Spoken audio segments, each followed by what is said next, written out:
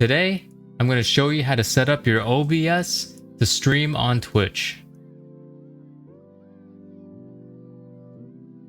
Alright, so some of the basics of OBS once you open it. It's going to be kind of like a blank screen like this, and then you usually won't have your stream information or your chat or any of these other windows that are detachable here. A way you could access that is if you go to View, Docs, and then click on any of these. Right now I have the chat, Twitch dashboard, control, scene transition, audio mixer, sources, scene, stream information, and the stats out. Like for example, if I click on stats, it'll show up with this window, and then I could place this anywhere I want. If you don't want this window, you could exit out. It'll ask you, are you sure you want to close it? And I'll hit OK. So for me, I usually have my stream information. This includes your stream title. You could delete this and type in Warzone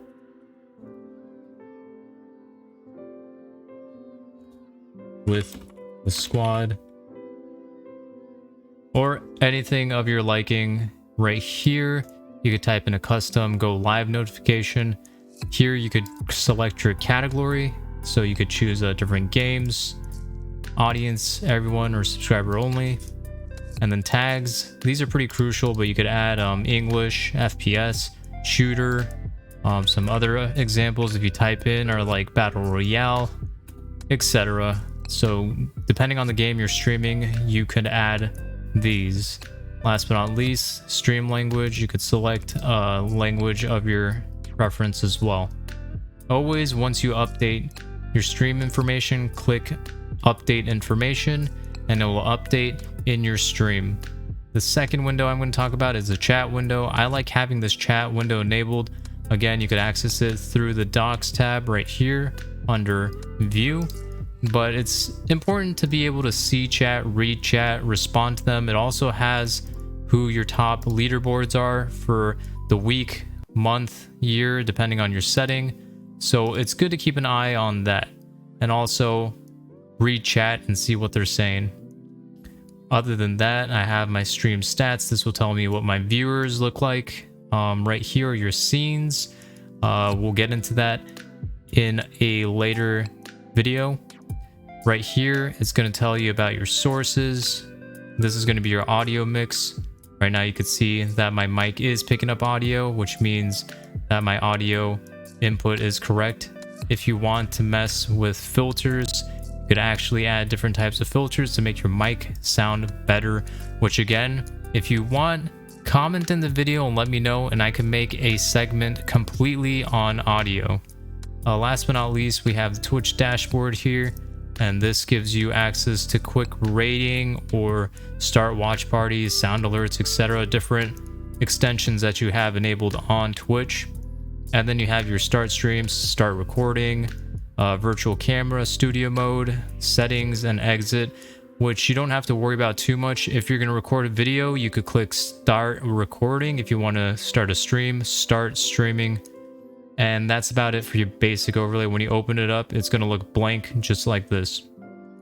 The first thing you want to focus on are your scenes. So depending on what type of streaming you're doing, if you're basic, you definitely don't need different streams. For me, I have a title page and also a transition. And under the title page, scenes, you see sources, and I have different sources. So we'll get more into that. For example, you could have different sources. I have starting, I have pause, and I have ending. Okay, so this is just an example of what your viewers will be seeing is going to be in this box. So if you click on this eye icon, it will show it. If you deselect it, it will hide it. So not to get you guys confused, but to stick with the basics, if you are starting your first stream, the only thing you will need is a stream scene. Okay, and from here, there's a few things that you could add. You could see how mine is pretty jam-packed with different sources, but I'm going to create a blank scene just to make an example of starting fresh. So I'll just write fresh scene. You guys could title the scene whatever you want. So you could click that plus icon and then title it, and it'll give you a scene. The next thing you're going to see is the sources is going to be blank. It says you don't have any sources. Hit the plus icon. The first thing you're going to want is either a window capture or a display capture. Display captures everything on your screen. And for me, this is what my display is showing at the moment. So it's going to show an infinite loop. So that's a little confusing. So I'm going to go ahead and remove that. For me, I actually stream with window captured because I actually only have one monitor. And we're going to go ahead and click OK. And I will open up a game real quick just to show you how to set this up. So depending on what game you're playing, for me, I'm just going to open up Warzone. I stream Warzone, host customs. If you guys want to catch me, I stream live on Twitch at twitch.tv/MoogieTV. Come join me for some of my live streams. And also follow me on all my socials. It's the same handle, MoogieTV, MOOGEY TV. I'm just going to go ahead and mute Warzone for now. Hopefully my party is not enabled as joinable. So once you have your game open, like so, you could go back to OBS and go back to your source that says window capture, and you're going to click on the window right here, or if that's not showing, double click on your source and you could select Call of Duty Modern Warfare. So let's see, for me, I think it's because it's hiding, it's not showing. Let me see here. Match title.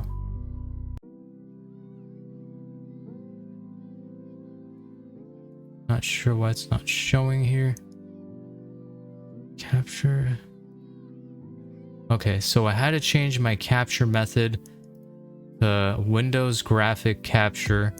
So depending on whether this is showing for you or not, play around with this. For some reason, automatic's not picking up my windowed mode game, so I had to click on Window Graphics Capture. Okay, so once you got that and you have your window selected for your game, go ahead and click OK. And you'll see how this isn't filling up the whole screen. If you click and hold it, you could drag it to your liking as well.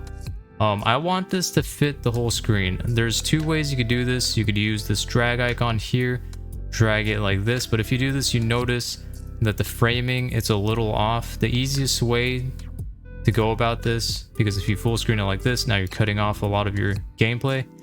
A quick fix to this is if you right click on this image and then go to transform and then scroll down here to stretch the screen, it's gonna fill this entire screen with that gameplay. So basically this is how I play. I stream my game full screen and then I add a webcam afterwards.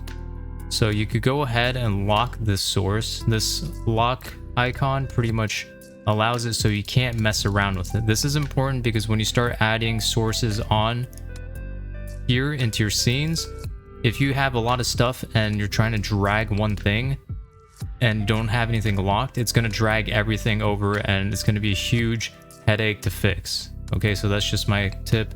Once you got something in place, lock it. Okay, so next step for basic streaming is you need a camera, right? Some people, this is it. You're done. You could go ahead and start streaming, have at it, and this would be the end of the tutorial. But for me, you know, you want to make your content a little more, you know, a little more centered around you, because someone told me this, there's a million people playing this game, but they came to see you. So why not add a video of yourself, right? So that's going to be under sources. Once again, you're going to hit that plus icon, click on video capture device. You could name this anything you want.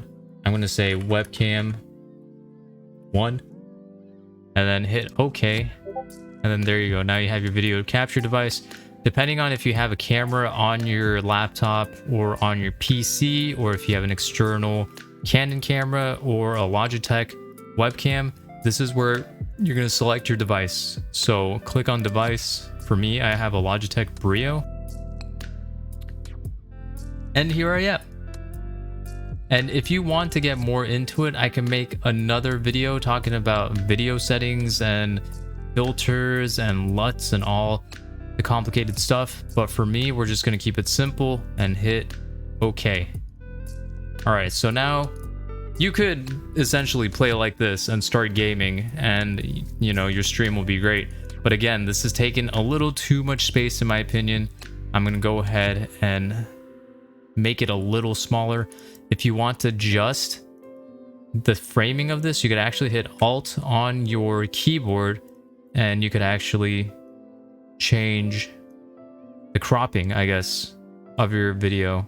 So I kind of want to crop that top part so it's not showing the top of my LED bar. I'll kind of even it out by cropping a bottom and a little bit of the right side. And I think I like that. And what I'm going to do now is I want this bigger now that I cropped it. So I'll go ahead and stretch this out. And I think that's a great size. And depending on the game you're playing, for Call of Duty, you know, the mini maps up there, you have your squad name down here. Sometimes the kill feed is underneath this, but I like the position kind of like this. So this is perfect. This is usually how I stream.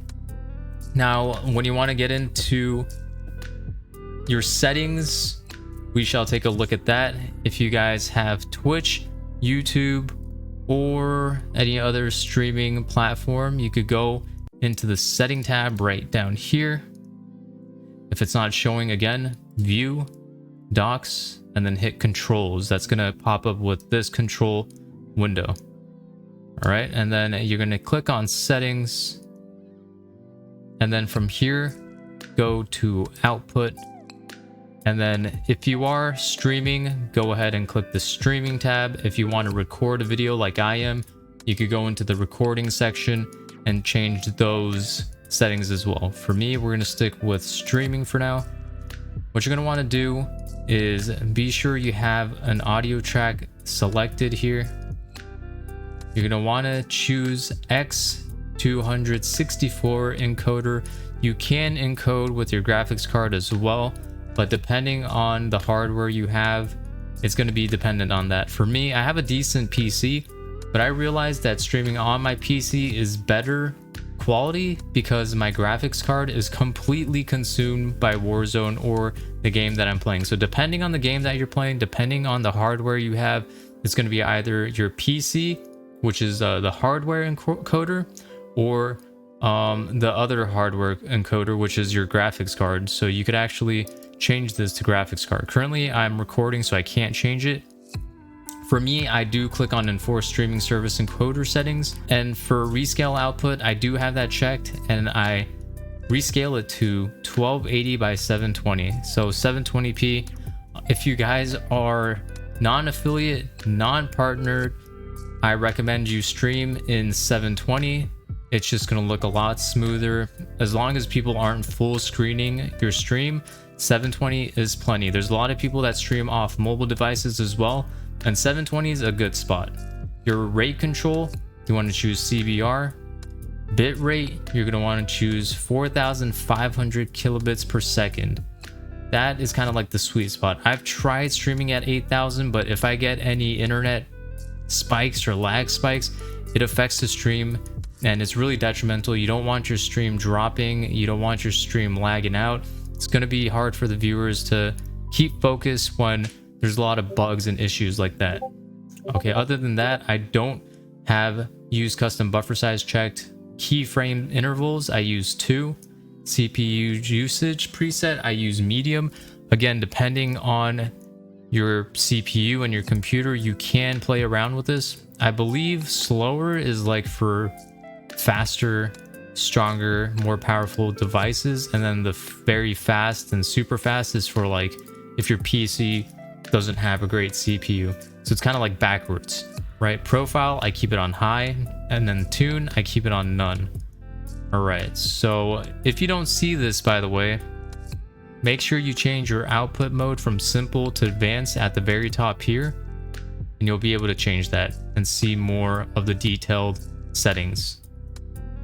For audio, I just keep it on track 1 with 160 bit rate. And then if you are recording for YouTube, etc., you could change your recording format from MP4, FLV, .mov, I believe, and then choose your recording path.